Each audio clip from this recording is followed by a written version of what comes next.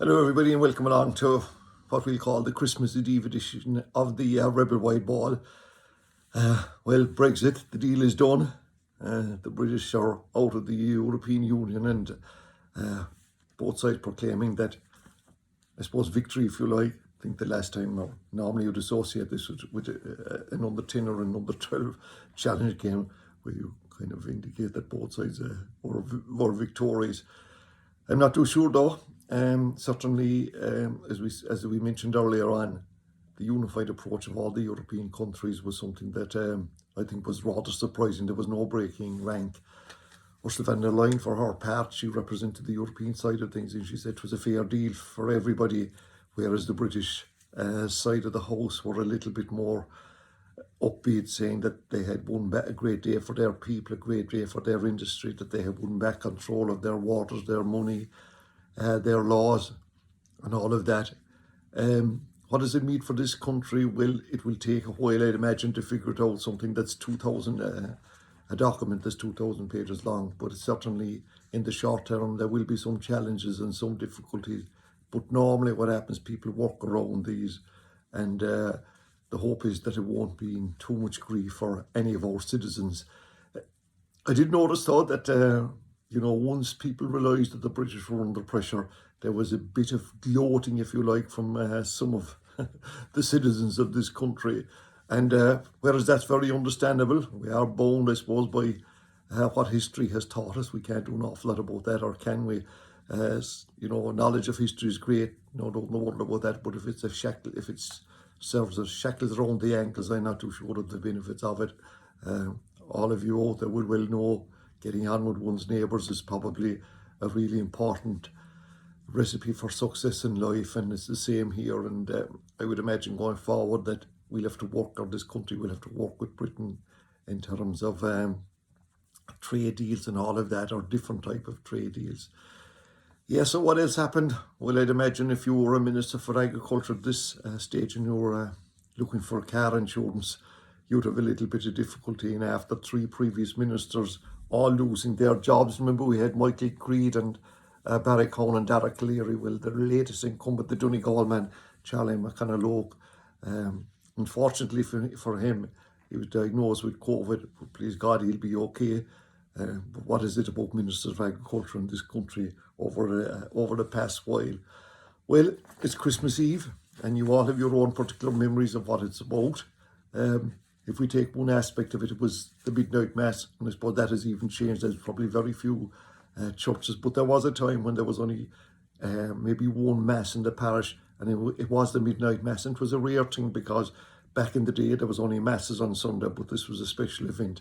And I'm not saying for one moment that people went there with anything other than thoughts of being good, but I do remember hearing stories of that was an occasion to see who got something new for Christmas. Fur coats were all to go one time, but the animal rights crowd, this is before the Social Democrats were born, they put a quick debt to that particular form of attire, clothing attire, if you like. But in the recent past, the midnight mass served as a bit of a social occasion, from what I could gather, with people coming home for Christmas. Maybe that's not as many of them coming home now, and they would meet maybe beforehand in the local hostelry and then make their way to the local church. I'm not saying that they were all under the influence, but sometimes they did resemble in the cycling world, the peloton, where fellas would be kind of wandering in and out. Well, there was a bit of that went on, no doubt, in the world. I do remember hearing a story of a guy. He wandered up to the church, and he had difficulty maintaining a relationship with the vertical position. But anyway, he got there, he arrived on, and after a while, a few of his comrades in arms noticed that maybe things had gone a little quiet, and then there was a bit of snoring heard. And when they turned around, there he was, laid out cold inside in the crib. From then on, his name is simply the baby Jesus. You probably all have your own versions of what Christmas Eve is. Well, this one is certainly going to be a little bit different. It's amazing, though, I think that some parishes and churches toyed with the idea of having tickets for the various masses because of the restriction numbers. But thankfully they decided not to do that. I would imagine some of them, they had the Padre that had a bit of a GA background, realised all the difficulties with tickets, thinking about All Ireland tickets and getting them, and they'd be seen as a bit of elitism if you were in possession of one of these one of these pieces of priceless paper.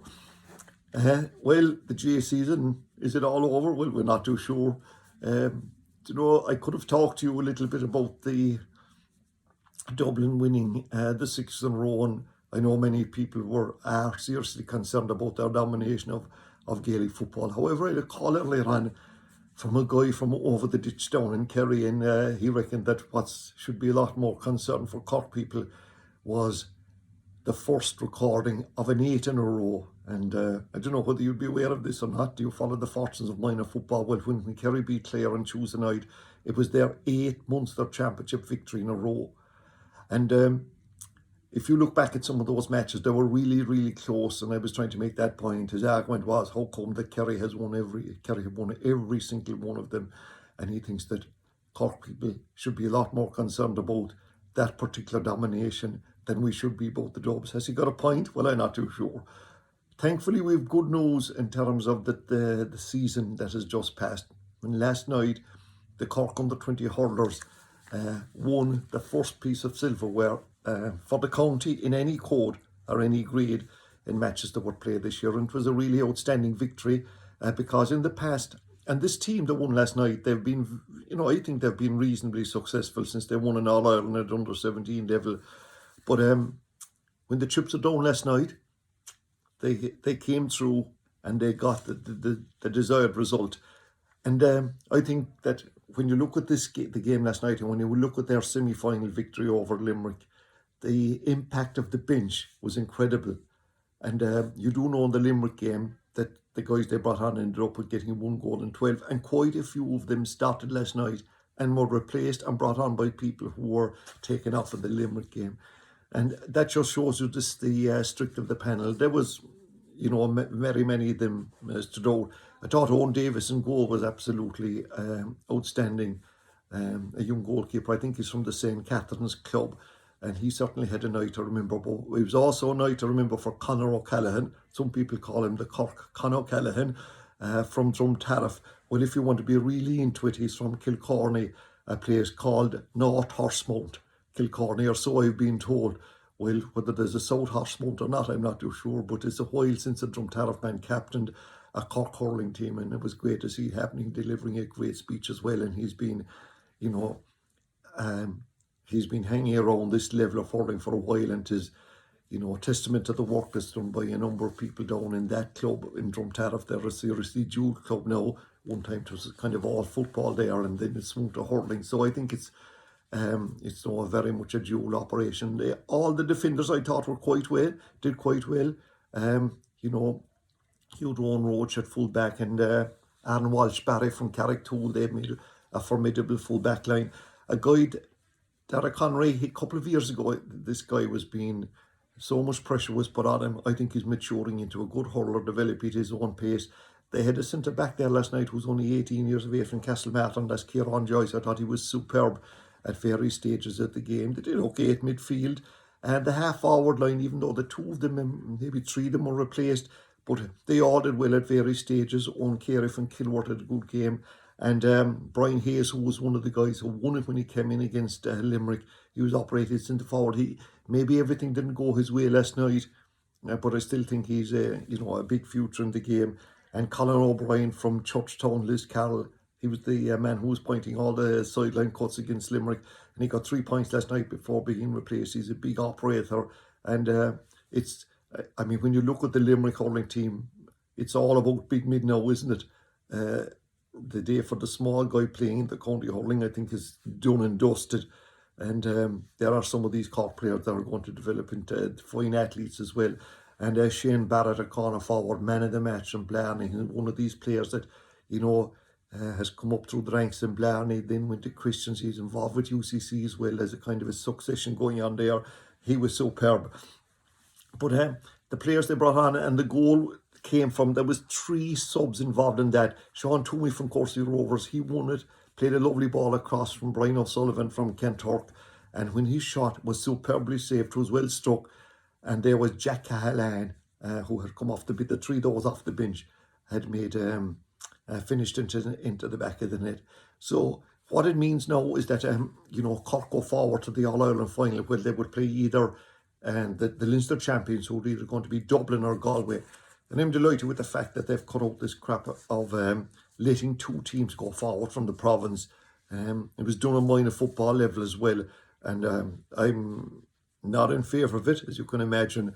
It was only there, I think, to promote games, maybe give more in the county. But the fact now that the GAA, and it was great last week, that the GAA has finally come to its senses in terms of recognising the club scene, and they decided there's going to be the inter-county action, that is if any goes ahead, but please God, will be going more or less from February to July, where they'll get the leagues and they'll get their championships played, and then the clubs will take over.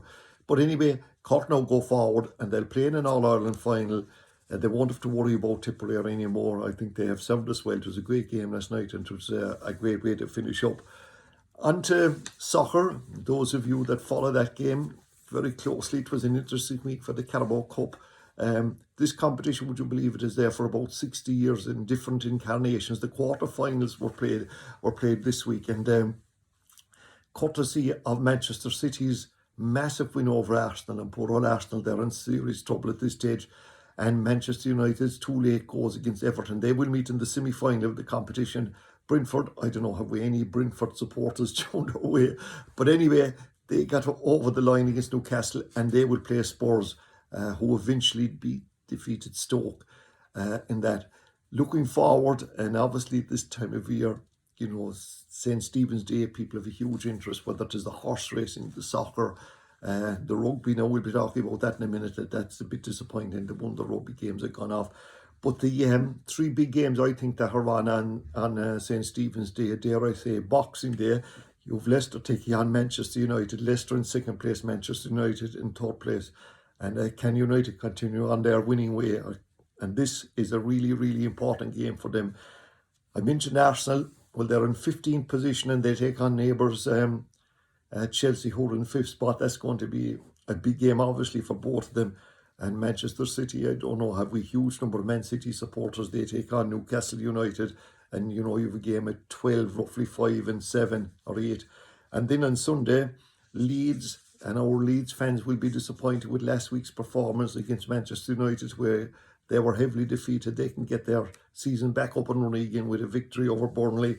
Liverpool, the team out in front, and look like that they're going to repeat last year's heroics. They're in first place, and they take on poor old West Bromwich Albion, who are struggling in the bottom three. Sam Allardyce came in to try and rescue them. Didn't have great success last week. Whether he will this week or not, I'm not too sure. And of course, Spurs, who looked like that they were going to win this league a couple of weeks ago, they're now down to 6th position. They did, as I said, win in the Cup semi-final or the Cup quarter-final during the week, and they take on Wolves, who are in 11th position. So they're all major soccer games, if you like, and then turning to rugby. And we were really looking forward to the big game between Leinster and Munster in the Pro 14. After last week's, exploits, if you like, in the Champions Cup, whereby, Leinster are going to get to the quarterfinals. Munster, I think, have a great chance now. What a comeback it was. They were playing Clermont of Erin. They were out the gap. The French side were on bonus point territory after 26 minutes of the first half, and a major, major comeback to those people that followed the oval ball a lot more closely than I would. I reckon that in the 26-year history of this competition, it was Munster's finest hour on French soil. And I suppose we're down here somewhere in West Cork, to have two West Corkmen making a huge contribution was certainly happening. And there are two Wycherley brothers. Finian is the oldest guy. They're from Kilkill, but he's a younger brother, Josh, 21 years of age, a prop forward. And like those of you that follow it closely will know that this is not an easy position. And he was on a French guy who was a tough operator. He laid into him earlier on, but Josh won that battle. And of course, the other big contribution from West Cork is Gavin Combs. Yeah, another fella from Church Cross, some spot out there, isn't it?